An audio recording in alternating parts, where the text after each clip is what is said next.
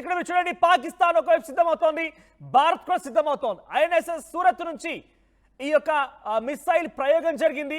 ఇటువైపు పాకిస్తాన్ నుంచి air to air firing కొనసాగుతుంది. అంటే ఆ యుద్ధానికి ముందు వారు కొంచెం టెస్టింగ్ చేస్తున్నట్టుగా అర్థమవుతోంది. ఇరు దేశాలు సిద్ధమవుతున్నాయి. మరోవైపు ఇండస్ వాటర్ ట్రీటీని రద్దు చేసినట్టుగా భారత ప్రభుత్వం డిక్లేర్ చేయడంతో ఎవరైనా కనుక వాటర్ నిలిపివేస్తే డెఫినెట్గా అంతకంతకు రుచి చూడాల్సి ఉంటుంది. మిసైల్స్తో సిద్ధంగా ఉన్నాం, మిసైల్స్తో వారందరినీ అంతు చూస్తామంటూ పాకిస్తాన్ కూడా హెచ్చరిస్తోంది. ఇక ఇండియా కూడా ఇప్పటికే సంసిద్ధమైపోయింది.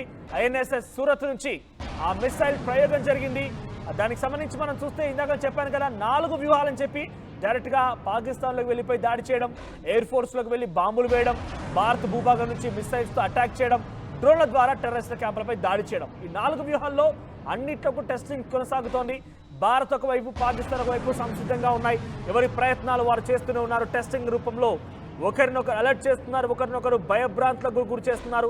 ఇక ఇండియా పైన sea skimming test, India sea skimming test కు పాల్పడితే అటు Pakistan air to air firing కి పాల్పడింది.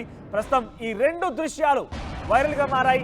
ఒకదాని పైన ఒకటి సంసిద్ధంగా ఉన్నట్టుగా ప్రకటించుకుంటున్నాయి. కానీ ఏ మాత్రం కూడా భారత్ తాటికి పాకిస్తాన్ అల్లాడిపోవాల్సిందే. భారత్ తాటికి పాకిస్తాన్ అతలాకుతలం అవ్వాల్సిందే. ఇప్పటికే ఒక రకంగా భారత్ ఏం చేస్తుందోనన్న ఆందోళన పాకిస్తాన్లో వ్యక్తమవుతోంది.